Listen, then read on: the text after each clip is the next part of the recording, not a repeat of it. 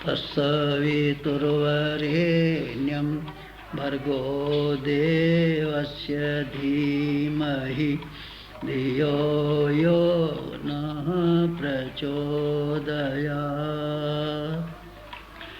जीवन आपका सबसे बड़ा सौभाग्य। आपको क्या सौभाग्य इस समय मिला हुआ है, इस पर आप कभी गौर करें तो आप इस बात पर विचार मत कीजिए। आप किस बिरादरी में पैदा हुए हैं, आपका घर का मकान है कि नहीं, आप कहाँ तक पढ़े हुए हैं, आपके पास कितना कुटुंबी हैं, आपको सफलता मिली कि नहीं मिली, आप कैसा डिवीज़न लाए, वगैरह वगैरह जो आपके पास सामान है, इस पर विचार मत कीजिए। क्या करें, एक ऐसी बड़ी चीज़ आपको मिली हुई है जिस नियामत के ऊपर आप बराबर गर्व अनुभव कर सकते हैं। तो क्या है, वो है इंसानी ज़िंदगी। आदमी का जन्म इतना बड़ा सौभाग्य है कि आप इसकी कल्पना नहीं कर सकते। क्योंकि आपको मिला हुआ है इसलिए आप उसकी वक़्त नहीं समझते। आँखें आपको मिली हुई हैं इसलिए आप वक़्त नहीं समझते। पर आँखें आपसे छिन जाए तब आपको ये अनुभव होगा कि आँखें कितनी ज़रूरी और कितनी अच्छी चीज़ें हैं। आदमी को जो मिला होता है उसको आमतौर से आदमी समझ नहीं पाता। जब हाथ से छिन जाता है अथवा जब नहीं मिला होता है तब उसके लिए तरसते रहते हैं। शादी आमतौर से भारी मालूम पड़ती है, ऐसा बीवी आ गई है, कितना खर्चा बढ़ गया, झगड़ालू स्वभाव की है, ये दिक्कत वो दिक्कत। लेकिन जब बीवी छिन जाती है और आप अकेले खाना पकाते हैं, बच्चों को पालन आपको अपने कंधे पे आता है, तब आप समझते हैं कि बीवी का कितना महत्व था। आपको ज़िंदगी छिन जाए उस समय आपको ये पता चले कि हमको कितनी बड़ी नियामत मिली हुई थी।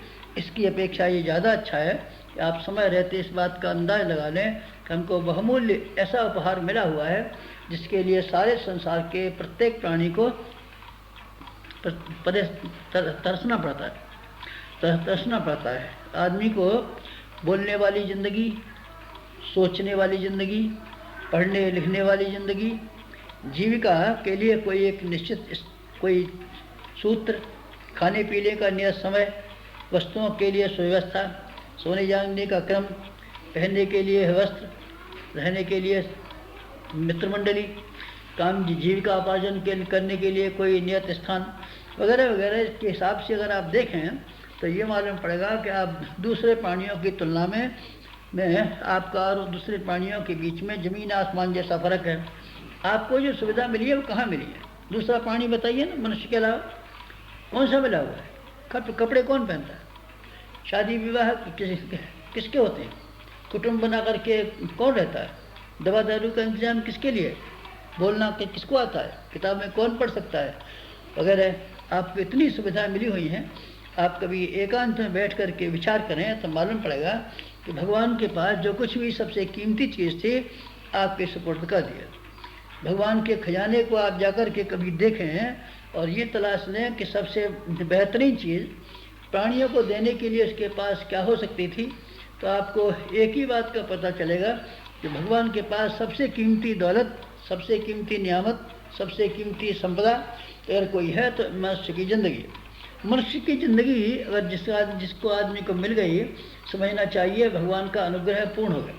इससे ज़्यादा भगवान के पास देने के लिए कोई ऐसी चीज़ नहीं है जो किसी प्राणी को दे और उसको निहाल कर। आप निहाल हो गए।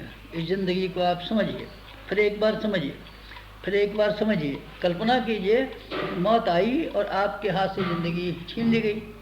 ये ज़िंदगी छीन ली गई। छीनी हुई ज़िंदगी को आप पीछे तो कीजिए गौर, कितनी कीमती थी और जब कि आपको अब नहीं मिलने वाली है। दूसरी योनियों में जाना है, गधे में जाना है, घोड़े में जाना है, बंदर में जाना है, कबूतर में जाना है, चिड़िया मेढक में जाना है। तब आप ज़रा अंदाज़ लगाइए आपके हाथ में कितना मौका मिला हुआ था और आपने कभी ये कोशिश नहीं की कि इसका महत्व समझें। और महत्व समझने के साथ साथ में आप इसको ठीक तरीके से इस्तेमाल करने के लिए तैयारियां करें। आप इसकी तैयारी कीजिए, महत्व समझिए, इसके ठीक तरीके से उपयोग करने का तैयारी कीजिए। इसके लिए क्या तैयारी करनी होगी? एक तैयारी ये करनी पड़ेगी कि आपको अपने नए ढंग से ज़िंदगी के ऊपर विचार करना शुरू करना होगा। क्या शुरू करें? आप ये मान के चलिए ज़िंदगी एक बहुत लंबी कड़ी है, एक लंबी वाली श्रृंखला है, बहुत लंबी श्रृंखला जिसमें कि आपको लाखों जन्मों तक जिंदा रहना था। एक ही मौका आपका ऐसा है जो मनुष्य के जीवन में मिला हुआ है। आप जिस मनुष्य की ज़िंदगी में मिले हुए हैं, आप उसके साथ में अपने भावी जीवन की संभावनाओं का विचार कीजिए। आज हर आदमी जो काम करता है, कल का विचार करके ही तो करता है। आज जो आप काम कर रहे हैं, कल के ख्याल से कर रहे हैं, कल क्या करना पड़ेगा। आज जो आपने नौकरी खेतीबाड़ी की, उसका मतलब तो यही तो है कि आपको कल का दिन गुजारा करने के लिए ठीक मिलेगा। मकान आप किसी लिए बनाते हैं? आज तो आप धर्मशाला में भी रह सकते थे, होटल में भी रह सकते थे, पर यही तो विचार करते हैं, कल हम रहेंगे तो कहाँ रहेंगे, बुढ़ापे में जाएंगे तो कहाँ रहेंगे, हमारा कुटुंब कहाँ रहेगा। इसीलिए विचार करते हैं। कल की संभावनाओं के लिए आज की व्यवस्था बनाना हर एक आदमी का काम, हर समझदार आदमी का काम है। आप एक लंबी वाली ज़िंदगी जी रहे हैं। अगर आप लंबी वाली ज़िंदगी जिए हैं तो आपको ये विचार करना पड़ेगा आपका कल शानदार किस तरीके से हो। कल की शानदार होने के लिए आज आपको क्या करना होगा? एक ही बात करनी पड़ेगी। आप अपने प्रत्येक क्रियाकलाप में इस बात का समावेश करें कि हमारा कल भविष्य किस तरीके से उज्जवल हो जाए। हम और आप में से अधिकांश लोगों में गलती यह है कि आज की बात को विचार करते हैं, कल की बात को विचार नहीं करते। कल क्या परिणाम निकलेगा इसको हम भूल जाते हैं। आज हमको किन बात में फ़ायदा है, बस इतनी बात पर हमारी दृष्टि सीमित रहती है, और जो आज हमको फ़ायदेमंद मालूम पड़ता है उसी को करने पर आमादा हो जाते हैं। उससे भली से हमारा कल ख़राब होता हो।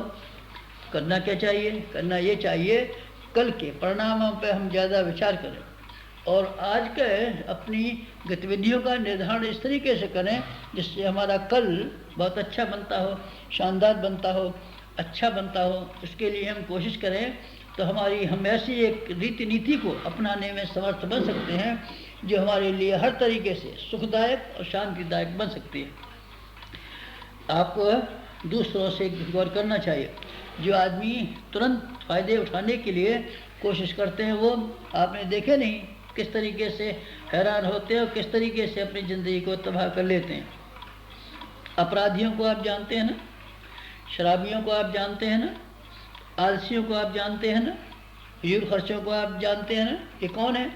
ये सिर्फ सब वो आदमी हैं जो आज की सुविधाओं को ध्यान देते हैं और ये भूल जाते हैं कि हमारा भविष्य क्या होना है। शराबी इस समय के मज़े को देखता है और ये देखता है इस समय हमको कैसा जायका आ रहा है, कैसा आनंद आ रहा है, ये भूल जाता है कल हमारा लिवर ख़राब होने वाला है, दिमाग ख़राब होने वाला है, ज़िंदगी में कमी होने वाली है, हमारी अकल ख़राब होने वाली है, हमारे कुटुंब की तबाही होने वाली है, हमारी बदनामी होने वाली है। ये कल तो होंगी ना, कल का कोई ख्याल ही नहीं आता। कल का ख्याल नहीं आता तब उसको शराब पीने में कोई ऐतराज़ नहीं है। लेकिन जिसको कल का ख्याल है, अपने शरीर का ही ख्याल है, अपनी बदनामी का ख्याल है, अपनी आमदनी का ख्याल है, अपनी घर गृहस्थी की जिम्मेदारी का ख्याल है, जैसे ये ख्याल आएगा फिर वो शराब पीने से ऐतराज़ करने लगेगा और छोड़ दे। दूरदर्शिता की कमी जिस आदमी में है वो सिर्फ आज की बात विचार करता है। अपराधियों के बारे में भी यही बात है, शराबियों के बारे में, जुआरी को आपने देखा है ना, चोरों को देखा है ना। इस समय हम फ़ायदा उठा लेते हैं। अरे भाई इस समय तो फ़ायदा उठा लेते हैं, पर भविष्य तुम्हारा क्या बनेगा? दूसरा आदमी कौन सहयोग करेगा? दूसरा आदमी कौन अपने पास बैठने देगा? जहाँ कहीं भी किसी का सहयोग मांगने जाएंगे वो यही ख्याल तो करेगा ना कि चोर और उचक्का है, हमारे पास रहेगा, हमको हैरान करेगा, किसी न किसी तरीके से तंग करेगा। इसलिए अच्छा होते हुए भी, कुटुंबी होते हुए भी, मित्र होते हुए भी, अपने ख़ानदान का और परिवार का होते हुए भी आदमी हर आदमी चाहता है ये किसी तरीके से काला मुँह करे और हमसे दूर चला जाए। क्यों? क्या वजह हुई? क्राइम आदमी के व्यक्तित्व को ख़त्म कर देता है। आमदनी क्या मिली क्या नहीं मिली मैं नहीं कहता आपसे, आपने जेब काट के क्या कमा लिया, चोरी बेईमानी से क्या कमा लिया, ये आपकी मर्ज़ी के ऊपर है, पर आपने अपना भविष्य ख़राब कर दिया। अब आपको सहयोग की गुंजाइश नहीं।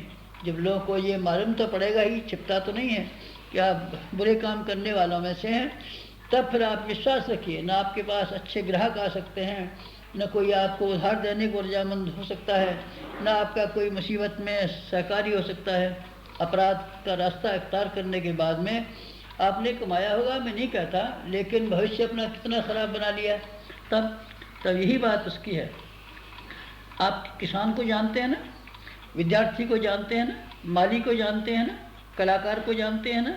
ये सब आदमी वो हैं जिनको कल का ख्याल रहता है, आज उनको नुकसान पड़ता है तो खुशी खुशी इस नुकसान को उठाने के लिए तैयार रहते हैं।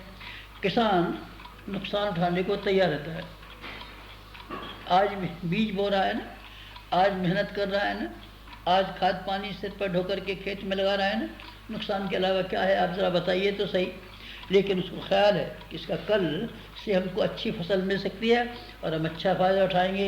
इसलिए आज की तबाही, आज का नुकसान, आज की मेहनत भली से उसका कोई मुनासिब फ़ायदा न मिलता हो तो भी बराबर करने के लिए तैयार रहता है।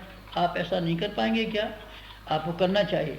विद्यार्थी को आपने देखा है ना, विद्यार्थी किस तरीके से किताब पढ़ने में लगा रहता है, रात को जगता रहता है, फीस भी दाखिल करता है, स्कूल भी टाइम पर जा पहुंचता है।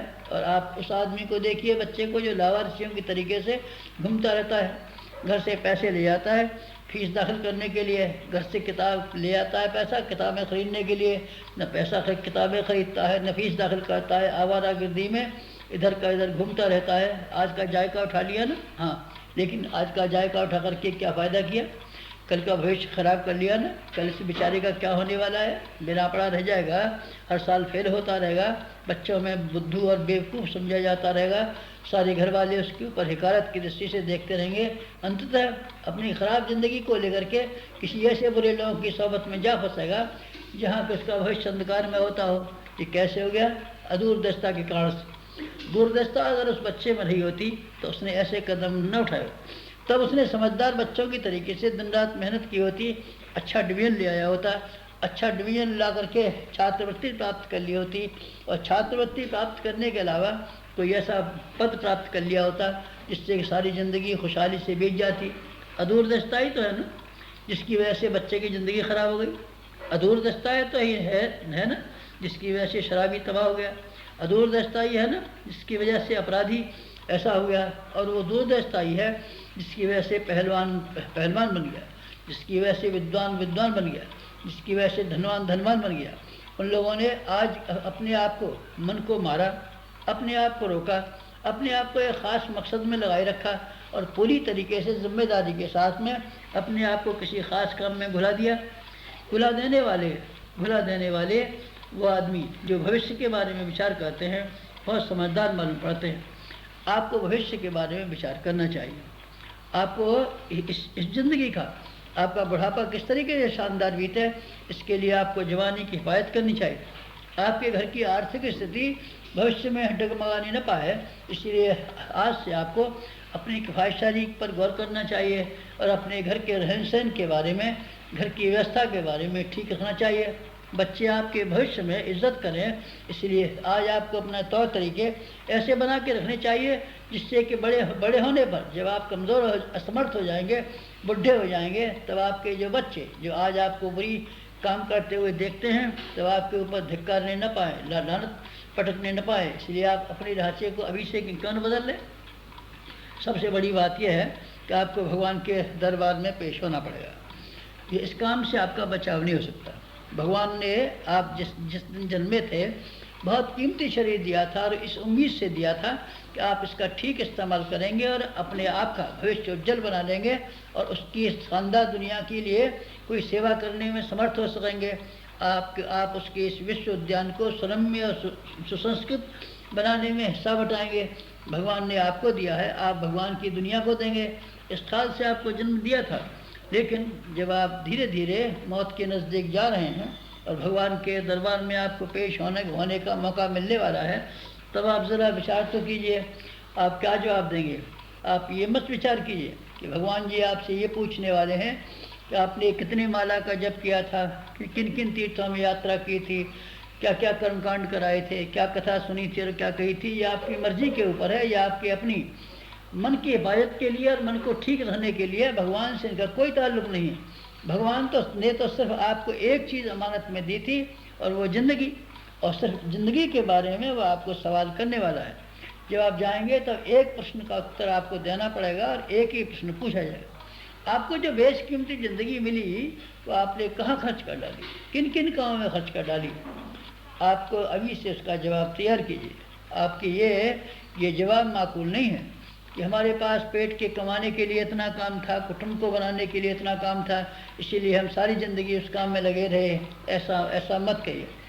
आपके हाथ बहुत बड़े हैं और आपकी अकल बहुत बड़ी है, और आपको कमाने के लिए बहुत से साधन समाज में मिले हुए हैं। आपकी आवश्यकताएं क्या हैं ज़रा बताना। मुट्ठी भर आवश्यकता। 4 रोटी आप खाते हैं, 4 रोटी तो आप 2 घंटे की कमाई भी पूरा कर सकते हैं। आप 3 गज कपड़ा पहनते हैं ना, इसकी कितनी कीमत होती है। महीने भर में कितना खर्च करते हैं। आपकी व्यक्तिगत खर्च और आवश्यकताएं बहुत कम है। आप फिजूल खर्चियों से बढ़ा डालें तो इसके लिए कोई क्या कर सकता है। फिजूल खर्चियों के लिए तो कोई रास्ता है, कोई सीमा है, कोई मर्यादा है। आप चाहे इतना खर्च कर डालिए, लेकिन आपकी वास्तविक आवश्यकताएं बहुत कम है। और कुटुंब का निर्वाह करना पड़ा। कुटुंब को अगर आप अपने स्वावलंबी बनाने और संस्कारी बनाने तक का अपना उद्देश्य सीमित रखा हो तो आपका कुटुंब पालन करने में ज़रा भी दिक्कत नहीं पड़नी चाहिए। कुटुंब में ऐसे ढेरों आदमी ऐसे होते हैं जो अपने पैरों पर खड़े हो सकते हैं, उन ज्ञान को करना चाहिए। मसलन आपकी धर्मपत्नी है, अच्छी खासी है ना, स्वास्थ्य उनका अच्छा है, स्वास्थ्य अच्छा उनका है तो खाना पकाने में क्यों आप सारे दिन लगाए रखें। थोड़े समय तक आप सब मिलकर खाना पका सकते हैं, बाकी समय में आप इस तरीके से उनको शिक्षा और संस्कारता पैदा कर सकते हैं जिससे कि वो अपने पैरों पर खड़ी हो सकें। घर के लिए कुछ आर्थिक कमाई न कर सकती हों तो बचत कर सकें। खाना पकाना भी तो एक आमदनी है, कपड़े धोना और सीना भी तो एक आमदनी है, आपके घर में साग भाजी उगा देना भी तो आमदनी है। स्वावलंबन हुआ ना। स्वावलंबन की दृष्टि से आप घर के कई मेंबरों को अगर इस लायक बना दें, बुढ़ों से भी कुछ काम करने की बात कहें, औरों से भी कुछ काम करने की बात कहें। हर आदमी एक आदमी कमाए सब बैठ के खाएं, ये बुरी बात है। हर आदमी को आप स्वावलंबन क्यों नहीं सिखा सकते। अगर आप इस तरीके से स्वावलंबन सिखाएं तब आपके ऊपर वो बातें ख़त्म हो जाती हैं। आपको तो परिवार का पोषण इसलिए भारी पड़ रहा है कि आप अकेले कमा करके और सबको बैठ के खिलाना चाहते हैं, सबको निकम्मा बनाना चाहते हैं। अगर सारे कुटुंबियों को, जो छोटे बच्चों को छोड़ के जो समर्थ व्यक्ति हैं, किसी न किसी तरीके से किसी काम में लगाए रखने की बात का विचार कर लें तो आपको कुटुंब पालन में क्या दिक्कत पड़ सकती है। कुटुंब परिवार आपका भारी क्यों पड़ना चाहिए। आपको पेट भरने में दिक्कत क्यों होनी चाहिए।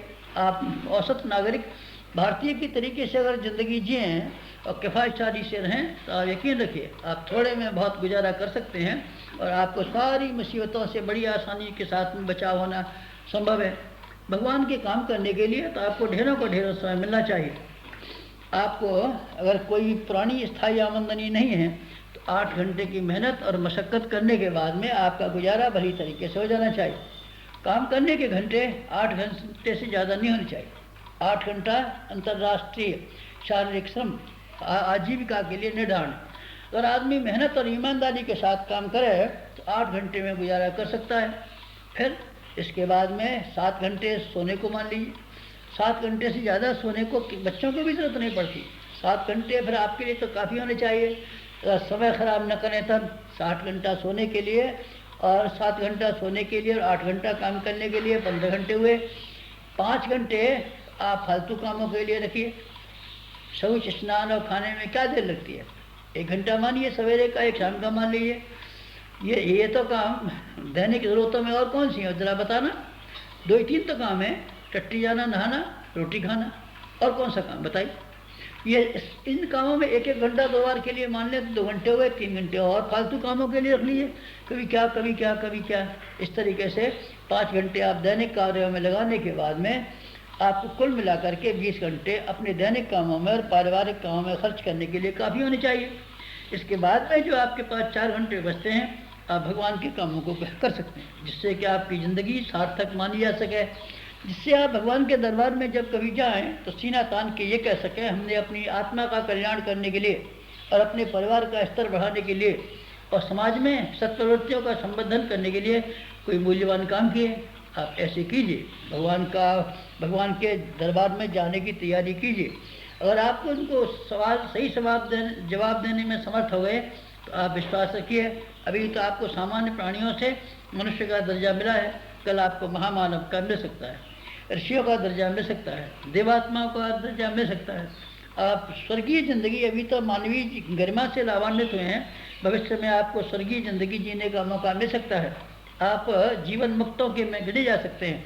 आप सारे विश्व में भगवान के उत्तराधिकारी और युवराज कहलाने की परिस्थिति में पहुंच सकते हैं। ये कब पहुंच सकते हैं? आप जीवन का ठीक उपयोग करना सीख पाएँ तब। ज़िंदगी के साथ खिलवाड़ मत कीजिए, ज़िंदगी को महत्वहीन मत मानिए, ज़िंदगी को खंडित मत कीजिए। ज़िंदगी में आज का ही लाभों पर विचार मत कीजिए, भविष्य के लिए विचार कीजिए और ऐसे नीति अख्तियार कीजिए जिससे कि आपका न केवल आज का दिन शानदार बन सके, बल्कि भविष्य का उज्जवल बनाने के लिए भी एक अच्छा खासा द्वार खुल सके। आप ऐसा कीजिए, जीवन का महत्व समझिए, जीवन का सदुपयोग कीजिए।